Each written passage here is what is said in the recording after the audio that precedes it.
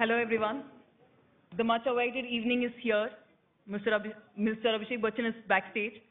So without further ado, I invite Professor Rahul Sett on stage to proceed with the evening's.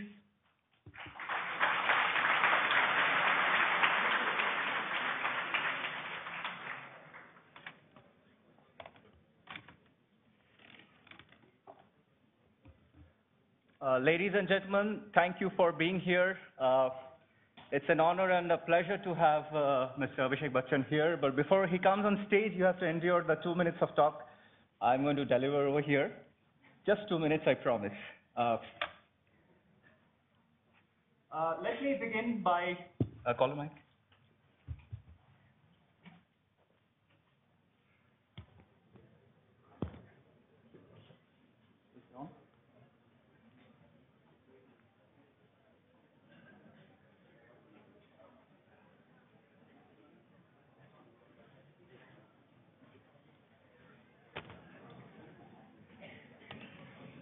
Let me begin by introducing and talking a little bit about the industry from which this person belongs.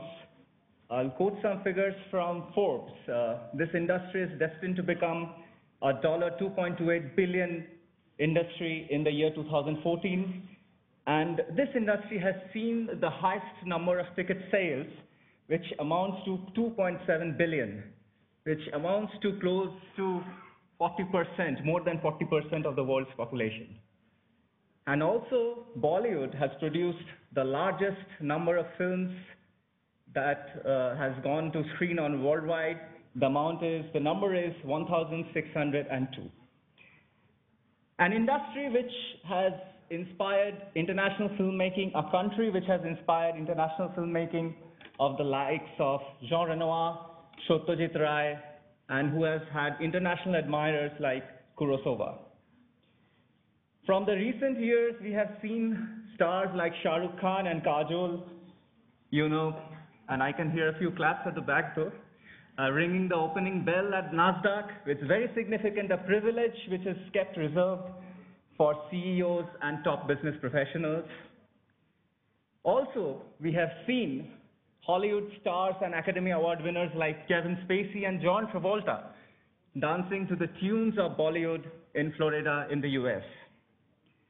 Today, ladies and gentlemen, we have amongst us from this very industry where dreams are made and stars are born, a personality from a family which shares 5 Padma Awards amongst them.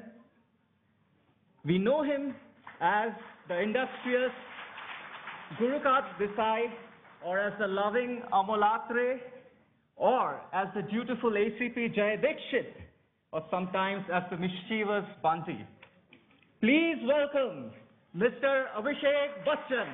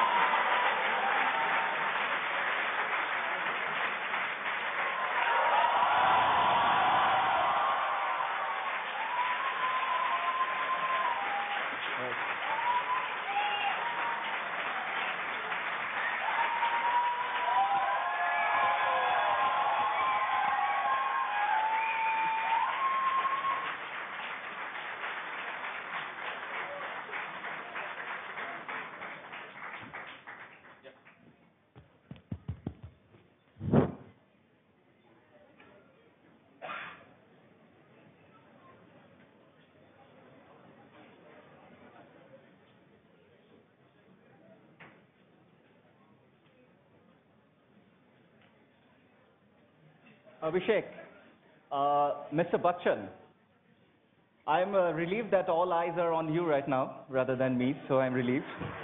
And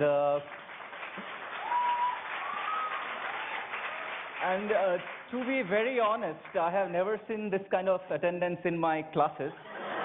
And I happen to be a very popular teacher, but still, this is really awesome. So thank you everyone for coming to this gathering over here. So, Abhishek, is this your first time in an Indian stock management? Yes. First of all, good evening now. My apologies for being slightly slightly late. The flight got in late, and then I thought I was driving to another state, so this took a long time. But I'm very happy to be here. It's my first time, actually. Let me see if I get the pronunciation right. Kozhikode. Kozhikode.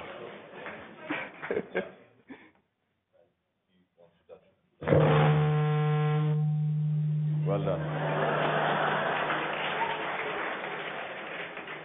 That's what you call starting with a bang. Yeah. Yeah, it is my first time, and it's wonderful. I'm actually very envious and jealous of all of you all. What a beautiful campus. Yeah, and what a view. So let me drive a little bit deeper. Beautiful in what sense, Abhishek? Pardon me? Beautiful in what sense, Abhishek? We have the high... Wonderful looking ladies over here. They're all beautiful. They're all beautiful. Let me remind you for the And the view is also very nice. Well, that comes... Yeah. Let me remind you, you are married. Yeah. She's also beautiful. Fine. Abhishek, how does it feel to be in an IIM amongst professors, directors, and researchers, all very serious and intimidating people? How does it feel? Are you scared? Should I be scared? The news reports tell us that you are scared. I'm anxious. Yeah, I think, you're amongst some of the brightest minds in the country. And it's not, I wouldn't say intimidating, but anxious. Yeah, I think, I want the session to go well.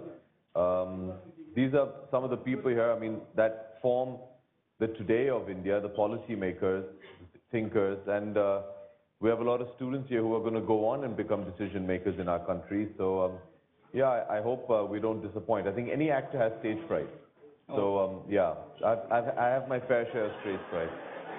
How are you? Are you feeling intimidated that I'm here? Well, intimidated a lot because I'm only 5'11" and you are 6'4". But other than that, I work out also, Yeah? Yeah.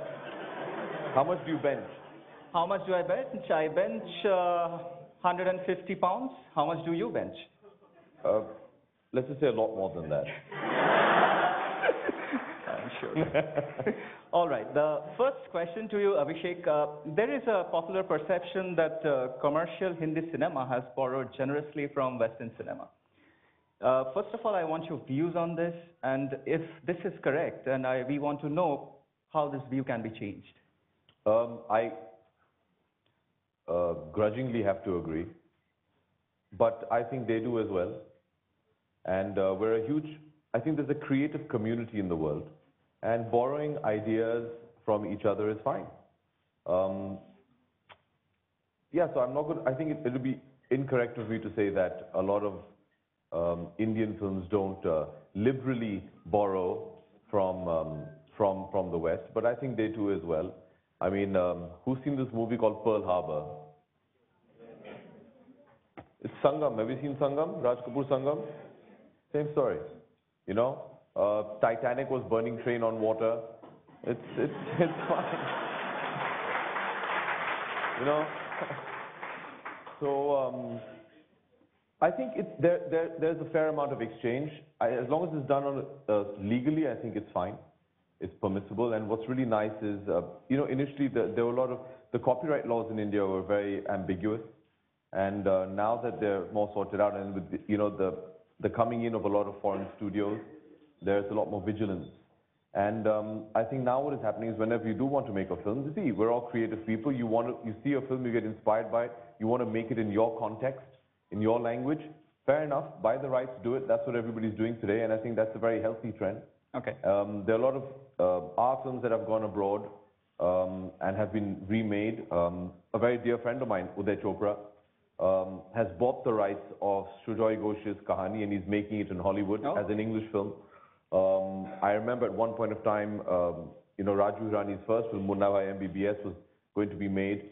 So a lot of this happens, and I think it's a very healthy thing to do. The exchange of talent is good. It helps a person broaden their horizons and grow. Okay, so that clarifies. Abhishek, my second question to you would be, what do you think is unique about Bollywood, the industry from which you belong, which sets it apart from that of Hollywood? I'd much rather talk about Indian cinema in general as opposed just to Bollywood, because although I'm not a huge fan of the word Bollywood, I think it's a bit. We know that. Yeah. I prefer to call it Indian cinema, but Bollywood kind of refers now purely to Hindi cinema. And Indian cinema is a lot more than just Hindi cinema. I mean, Malayali cinema is huge. And unfortunately, this word Bollywood has now been put into the dictionary, so we can't run away from it, so you just have to accept it.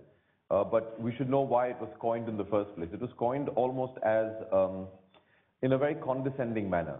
And that's why a lot of actors don't appreciate the word, but now it's part of the dictionary, and if that's an easier way to communicate, then so be it. But I think what's unique about Indian cinema and what differentiates it from any other cinema in the world, not just Hollywood, is, I think, basically Indian cinema is escapist by nature. Most of our stories, the majority of them, although that majority is being depleted slowly, but we're escapist by nature. You have 3 hours of pure entertainment, and our films are, I think, very similar to our food. You know, it's like a thali. You have everything, something spicy, something sweet, something salty, everything. So we have romance. I mean, it's very difficult to categorize an Indian film as, oh, it's just a romance. No, but there's going to be comedy, there's going to be action, there's going to be drama. So we like everything. Indians are very all-rounded people. You know, we don't, we're not bland by any nature. And my apologies to anybody who's not Indian over here. But your food is really bad, sorry. And so I think our cinema kind of reflects our culture. Also, if you see, Indian culture historically has been a very musical culture. Our storytelling is very lyrical and music-based. Even our scriptures, our holy scriptures, are written in, you know, in some sort of meter. They're recited through song. So there's a huge musical culture which comes down in our storytelling heritage, which is reflective in our cinema, which is very different from other industries. And I really think there's a lot of poetic justice that comes into our stories, which is not very prevalent in the West. There are a lot of these factors that go into it, and I think that stems from the kind of people that we are. We're not a very rich nation yet. You know, once these guys get out there, I'm sure they'll make a big difference and change that. But yeah.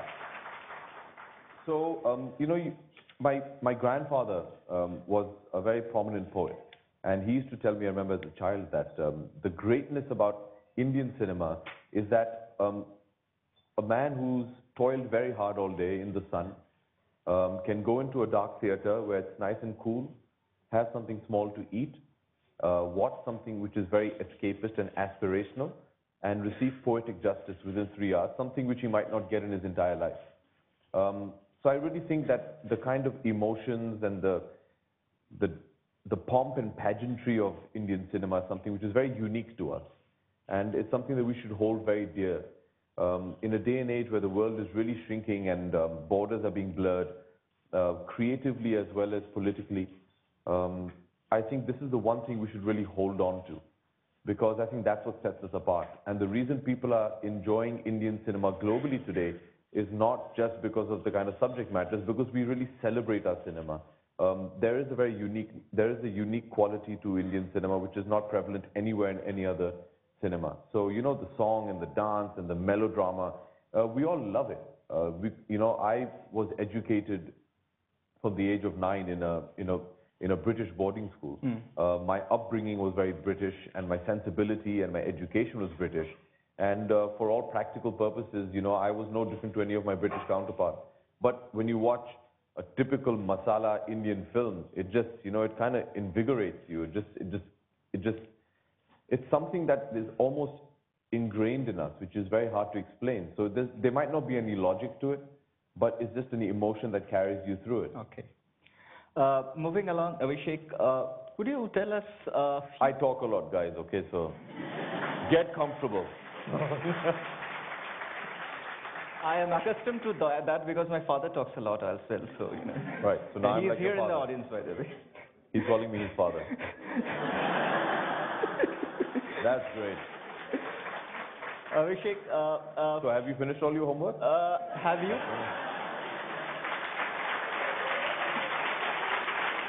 That's one of the questions I wish to ask as well, because there was news articles that you're very nervous about coming to an IIM. So I was about to ask you, did you take any pointers from your dad before coming? In stuff like this?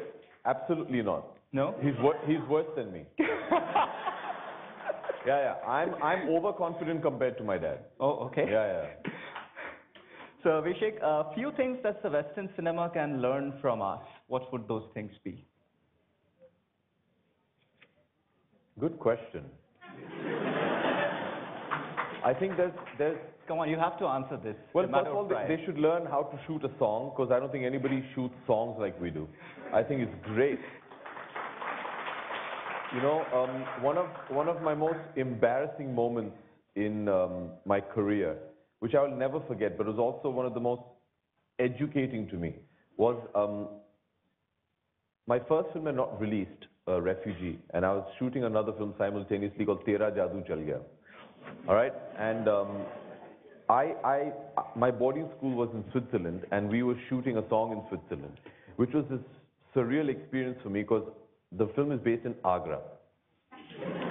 And I'm playing like this tout from Agra, and suddenly I see this girl, slight out focus, cut, bang, we're in Switzerland. I'm like, this is it, man. This is why you do the films, you know, to do stuff like this.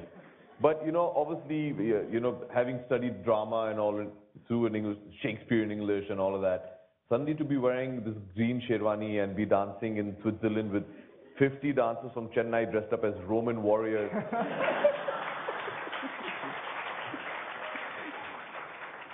You have to be smoking something really cool to enjoy that, you know. So I was like, wow, you know, what's going on over here? And suddenly I said, instead of fighting this, just surrender to it and enjoy it. Here we are. I'm a character called Kabir from Agra. I've seen this girl. I've transported and teleported myself to Switzerland in the snow. I'm wearing a sherwani in the snow. I have 50 Chennai-based Roman soldiers behind me in a PVC costume and fake swords, and I'm singing this unbelievably romantic song, which is "Eh Chand Teri Chandni Ki Kasam." And in the background, these Roman soldiers are doing. I was like, you can't make stuff like that up, you know. It's just fantastic, and you'd never get to. And you know, the great thing is, you pull it off, and people believe it. And nobody questions it. Nobody questions it, and it's just fantastic. So I think that's something they can learn from us. I mean, not how to take Chennai-based Roman soldiers to Switzerland, but just, you know, the kind of unbelievability of Indian cinema and the conviction with which we make it. I still remember my father did, one of my favorite films of his is a movie called Amar Akbar Anthony, right? And in the title sequence, you have three estranged brothers who've all grown up. One is a police officer, one's a gunda, and one's a singer. And they find this one lady who's had this accident, who happens to be her mother, but they don't know. And they're giving Nirupa Roy ji blood at the same time. Three of them.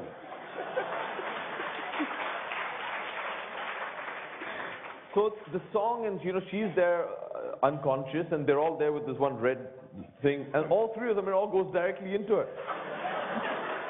And you know, it's like, ye to uske, you know, bete hai, and she doesn't know, and you're so in that moment that the logic of it doesn't seem to matter, you know. I mean, medical students would be passing out over there. But you just believe it, it's fantastic.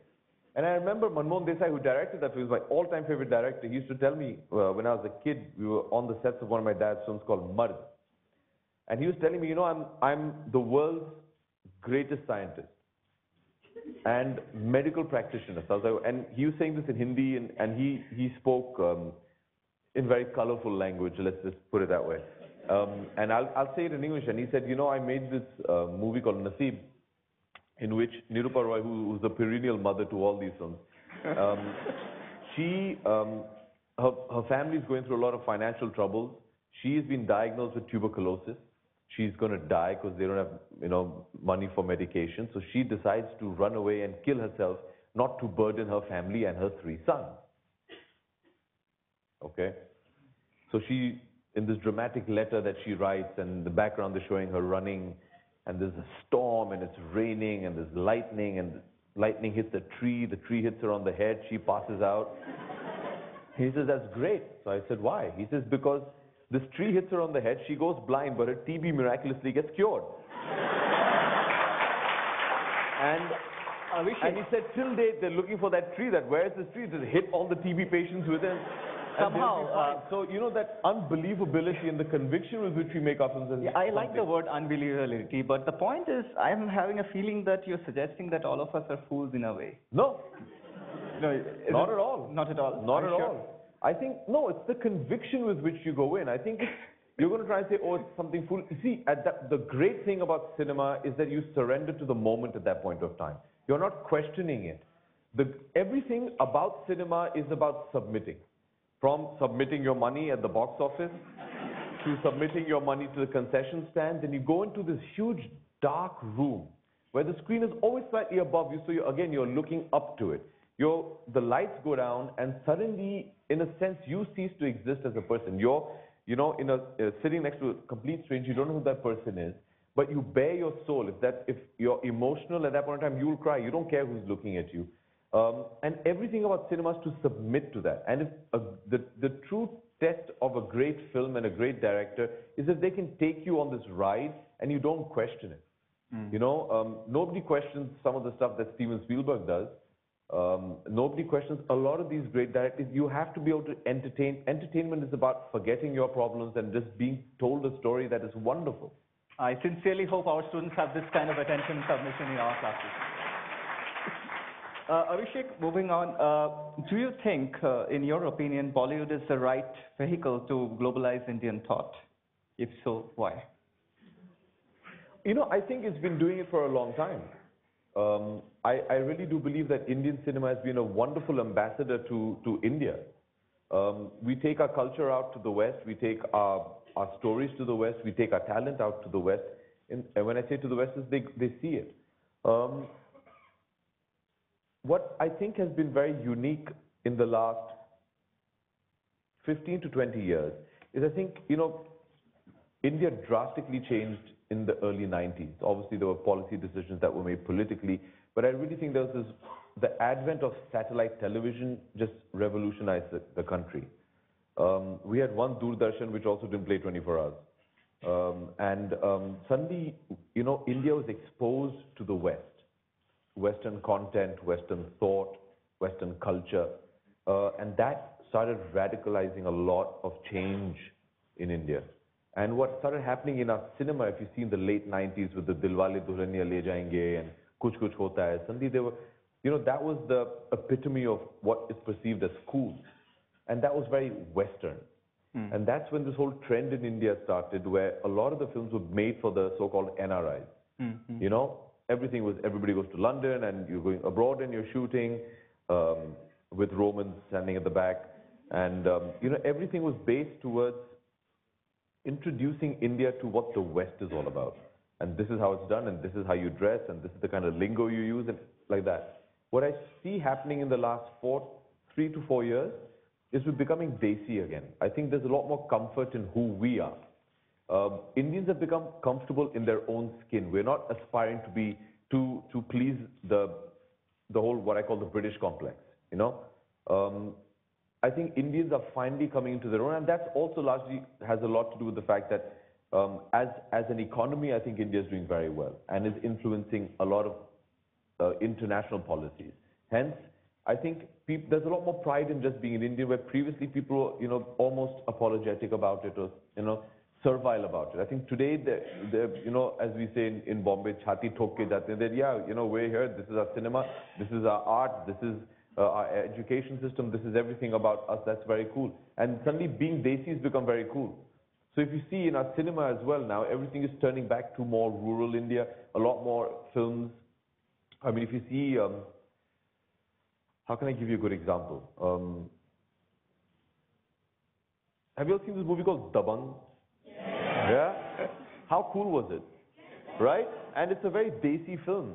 they're not trying to try and emulate the West in any which way. And I think if you see, a lot of these kind of cinemas are now just very comfortable being who they are. We're not trying to show that this is how you should be. This is what we are like, and it's cool. So I see that there's a lot more comfort in our cinema about who we are, about where we come from, and that is what is really penetrating globally for us. Abhishek, let me quote a few figures, which is from Ernst Young Industrial Report. Hollywood films take typically 36 months to plan and 12 months to execute, whereas a typical Bollywood movie takes 6 months to plan and 18 months to execute. What are your thoughts on this? Okay.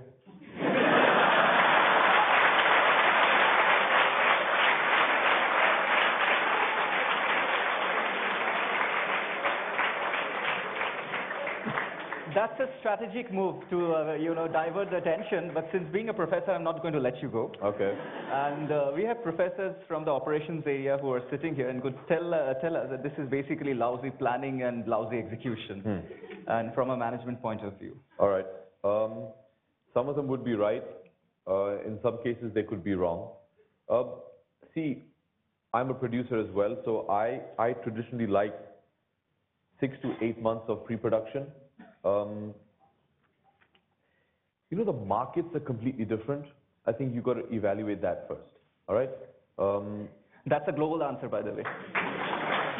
No, they are. See, you have to understand that in, say, Hollywood, so to speak, I think in Hollywood they do that. I don't think any other cinema, be it French or German or Iranian, would take that so long in pre-production. The people you're catering to is different. Hollywood is catering to a global market. We're catering to a predominantly an Indian diaspora of sorts. There is a language barrier. English is more widely spoken than Hindi is. And I'm only quoting Hindi because it is the largest in terms of penetration globally as compared to the other languages spoken in India. So I think you have to adapt your preparation. There's certain films that literally go on floors within a month. There's certain films that take 3 years to be planned. I'm sure. Are they hits? Yeah. You'd be shocked. Okay. You'd be shocked. I just released a film called Happy New Year, which we were planning for 2 years. Oh, okay. And when I think when Ernst & Young is saying about 36 months, that includes scripting. Our pre-production doesn't include scripting. Our pre-production starts once the script is locked. So basically, Hollywood spends a lot of time in scripting, in developing a script, in greenlighting. For example, James Cameron made this beautiful film called Avatar, which he spent 12 years preparing for. And then he spent 4 years shooting it. So it all depends from script to script, project to project, and also the market you're catering to. America has to take into account, they have a huge overseas market. In some of their bigger films, their overseas market constitutes a larger chunk of their pie than the domestic market. Where in India, it's completely the reverse. You have to worry about the domestic market, and the overseas is a secondary market. And see, also, Indian cinema is emerging globally as a market as well. I mean, in the last 4 years, we've opened up markets like Poland, Brazil. Suddenly, the GEC countries have become the #1 earner for you, where previously it was only America and UK, and those are the only 2 centers you released your films. UK is almost stagnating as a market. America has opened up, especially for Telugu cinema. And I think that's because there's been such a huge influx of a lot of IT people going abroad and working there. So Telugu cinema is doing almost comparable business to Hindi cinema, which was not the case before. So it's still a market in which we're finding our feet. Then you have non-traditional markets, like I said, Japan, Brazil, which have become huge. So, you have to, we're not making our films keeping those markets in mind, whereas America has to keep all these factors in mind. Okay. So I think that could be why. And also I think they've written this because they're including scripting in that, which our pre-production starts. But like I said, the longer you spend, the better it is. I'd much rather have as much time doing pre-production and a shorter time executing the film. Even in this report, if they've said they take, 12 months to execute? Actually, what they mean by execute is to release the film. Yes. Hollywood traditionally shoots a film between 6 to 12 weeks. We now, in the current scenario, shoot a film between an average film between 2 to 4 months, and you're out. And then the rest of it, they get into promotion and, you know, post-production and stuff like that. So yes, I do believe that the more time you get to prepare, the better. But again, it depends what kind of a film you're making. Is it time sensitive, in the sense if today I have an idea that I'm going to, you know, write a film on something that is happening currently, I can't wait 2 years to start making that film. So it all depends. Moving on, Abhishek, we would like to talk about your role as a producer, and if you can share some of your thoughts and experiences in producing Pa, which is a very special film, I guess. Yes, thank you. Yeah, like I said, you know, I'm not a producer at heart. I don't actually enjoy it. It kind of conflicts with me, the actor, because both the professions kind of counter each other and cancel each other off. You know, the actor in me wasn't allowing the producer in me to do my job properly, whereas I should be concerned about bringing the film in on budget, bringing it in on time, and still maintaining the quality of the product. The actor in me just wanted more time and wanted to spend more money when I did not have that kind of money because that was the budget I'd set for the film. But I had a very systematic approach to it. As a producer, I try and look at my films very dispassionately. The reason for making the film has to be passionate, but once you get down to the drawing board, you have to be able to emotionally cut off from the film and treat it as a business venture. With regards to Pa, the subject was something which was not run-of-the-mill. It was different. It was a subject which traditionally nobody has seen, or we would guess